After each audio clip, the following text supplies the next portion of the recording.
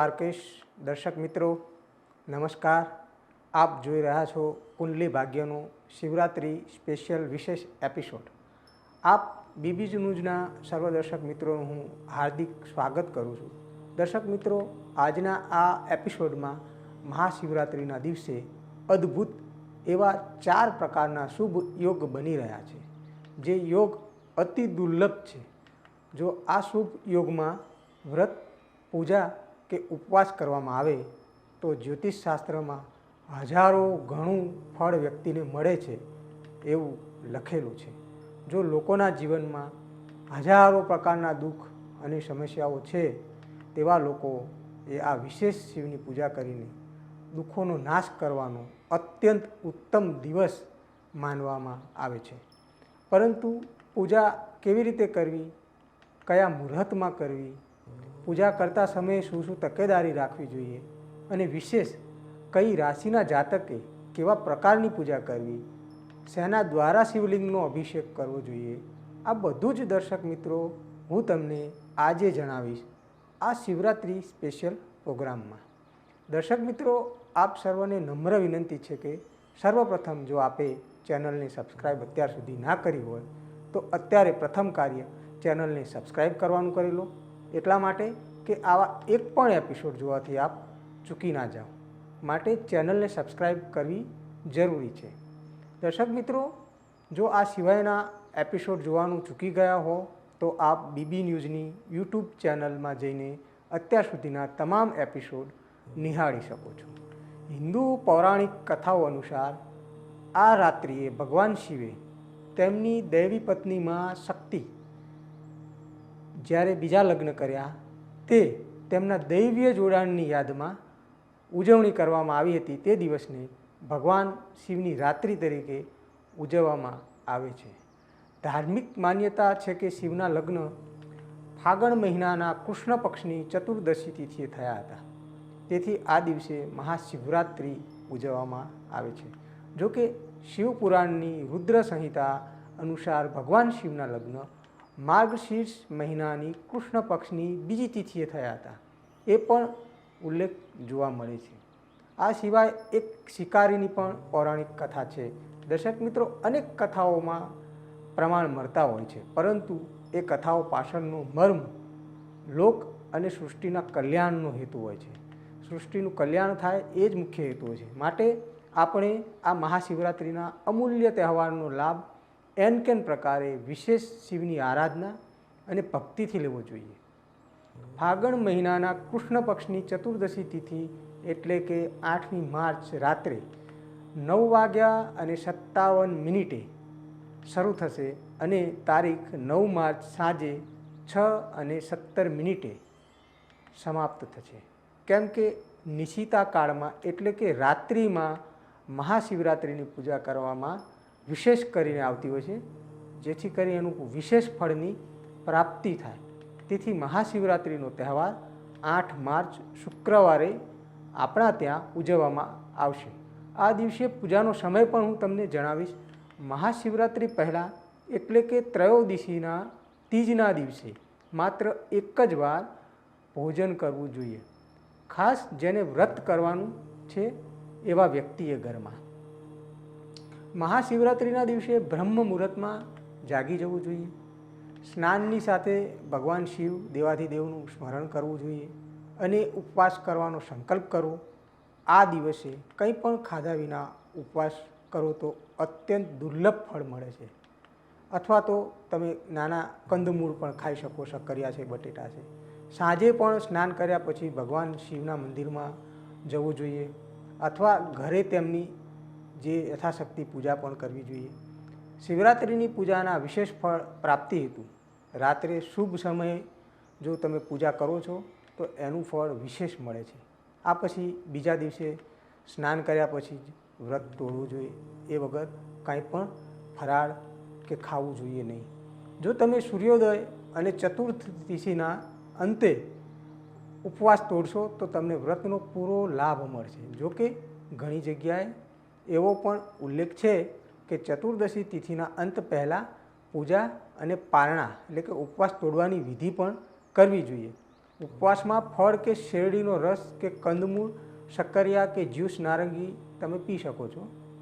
મહાશિવરાત્રિ પર ભગવાન શિવ પૂજા 1થી લઈને 8 વખત કરી શકાય છે. એક વખત નહીં, દિવસમાં 8 વખત તમે પૂજા કરી શકો છો, પરંતુ પૂજા મુહૂર્ત મુજબ કરવી જોઈએ. આવો આપણે જાણીએ કે પૂજાના વિશેષ કેટલાક મુહૂર્તની વાત તમને કરી લઉં કે તમારે શિવરાત્રિ ઉપર ક્યારે ક્યારે પૂજા કરવી જોઈએ, જેથી કરીને તમને વિશેષ લાભની પ્રાપ્તિ થાય. મધ્યરાત્રિની વાત કરું તો પૂજાનો સમય જે છે શ્રેષ્ઠ સમય એ છે 12:07 રાત્રે શરૂ થશે અને 12:56 આ રાત્રિનો પ્રથમ પ્રહર કહેવાય, જે પૂજાનો શ્રેષ્ઠ સમય છે. હવે સાંજની વાત કરું તો 6:25 થી 9:28 રાત્રિનો સમય, જે રાત્રિનો બીજો પ્રહર કહેવાય. હવે રાત્રે ત્યારે જ બીજો એક સમય છે જે રાત્રે 9:28 શરૂ થાય અને 12:31 રાત સુધી ચાલે, એ રાત્રિનો તૃતીય પ્રહર કહેવાય. આ બી વિશેષ સમય છે. અને જે મેં તમને કહ્યું એમ 12:30 વાગ્યાથી રાત્રિના સવારે 3:34 સુધી જે છે રાત્રિનો ચતુર્થ પ્રહર એટલે ચોથો પ્રહર કહેવામાં આવે. અને એ સિવાય સવારે 3:34થી સવારના 6:30 વાગ્યા સુધી સવાર સુધીના સમયમાં આ પૂજા આપ કરી શકો છો.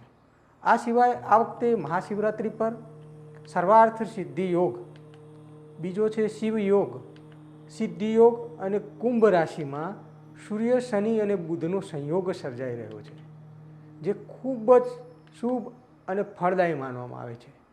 જ્યોતિષ શાસ્ત્ર અનુસાર મહાશિવરાત્રિ પર બની રહેલા શુભ યોગમાં રાશિ પ્રમાણે જો ઉપાય કરવામાં આવે તો ભગવાન શિવની પૂરા વર્ષ આપના ઉપર કૃપાની પ્રાપ્તિ થતી રહે છે અને જીવનની તમામ પરેશાનીઓમાંથી પણ મુક્તિ મળે છે. તો આપણે આગળ જાણીશું કે મહાશિવરાત્રિ પર બની રહેલા અદ્ભુત સંયોગ દરમિયાન પૂજામાં જો રાશિ અનુસાર ઉપાય કરીએ તો લાભની પ્રાપ્તિ થાય. સૌથી રાશિ ચક્રની પહેલી રાશિની હું વાત કરું તો મેષ રાશિ. મેષ રાશિના જે લોકો છે એમને ભગવાન શંકરને જે અભિષેક કરો છો એમાં ગુલાલ નાખી અને પછી અભિષેક કરવો જોઈએ. તેમજ શિવરાત્રિના પવિત્ર તહેવાર પર ઓમ ઓમકારાય નમઃનો જાપ કરવો જોઈએ, કેમ કે આનાથી એમને વિશેષ ફળની પ્રાપ્તિ થશે. જો તમે વૃષભ રાશિના વ્યક્તિ છો તો મહાશિવરાત્રિના દિવસે તમારા નજીકના શિવ મંદિરમાં જાઓ, પાણીમાં થોડું ગંગાજળ અને કાચું દૂધ મિક્સ કરીને અભિષેક કરો. ત્યારબાદ ભગવાન શિવને દહીંનો અભિષેક કરો અને બીલુપત્રના પાન ચઢાવો. મિથુન રાશિની વાત કરી લઈએ.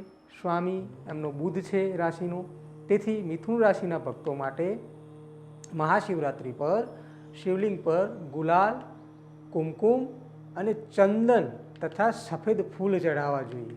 આ પછી શિવ સ્તોત્રનો પાઠ પણ કરી શકે છે અને જરૂરિયાત પ્રમાણે પૂજા વિધિ કર્યા બાદ આરતી કરી અને શિવલિંગમાંથી પરત ફરવું. જો તમે કર્ક રાશિના વ્યક્તિ છો તો મહાશિવરાત્રિના દિવસે તમારા નજીકના શિવ મંદિરમાં જઈને સાકર અથવા કાચા દૂધના પાણીથી પણ અભિષેક કરી શકો છો. ત્યારબાદ શિવલિંગ પર ચંદનનો લેપ લગાવો, સુગંધી અત્તર શિવને અર્પણ કરો. સિંહ રાશિના જાતકની વાત કરી લઈએ તો ભગવાન શિવને મધનો અથવા શેરડીના રસથી અભિષેક કરવો તથા ઓમ નમઃ શિવાય મંત્રનો જાપ કરવો જોઈએ સિંહ રાશિના જાતકોએ.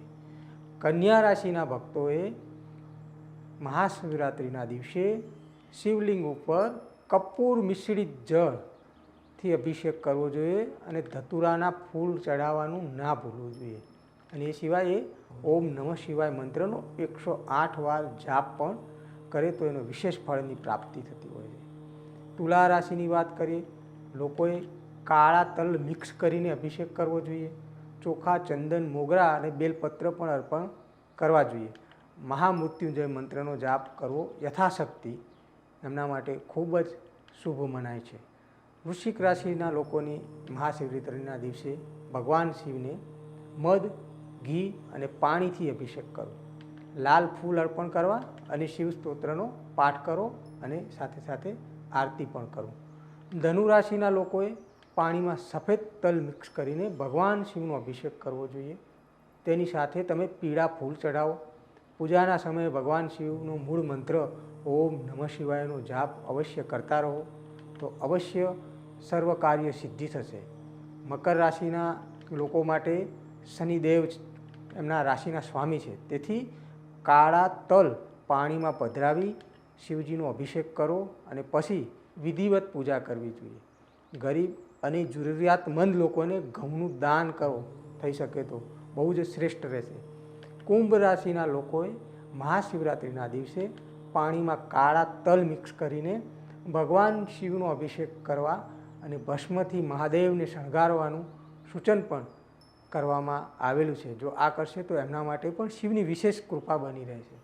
જો તમે મીન રાશિના જાતક છો તો મહાશિવરાત્રિના દિવસે તમારા નજીકના શિવ મંદિરમાં જાઓ અને પાણીમાં કેસર મિક્સ કરીને શિવલિંગનો અભિષેક કરો. ત્યારબાદ શિવલિંગ પર ચંદનનો લેપ લગાવો અને ચોખા ચડાવો, આખા ચોખા. તો દર્શક મિત્રો, આ રાશિઓના મેં તમને ઉપાય કહ્યા હતા. તો આ ઉપાયો શિવરાત્રિ વિશેષ માટે આજે આપણે જણાવ્યા તમને. આવા જ એક નવા વિષય સાથે ફરી મળીશું. ત્યાં સુધી મને આપો રજા. સ્વસ્થ રહો, સુખી રહો. જય ભારત, જય હિન્દ, જય દ્વારકેશ.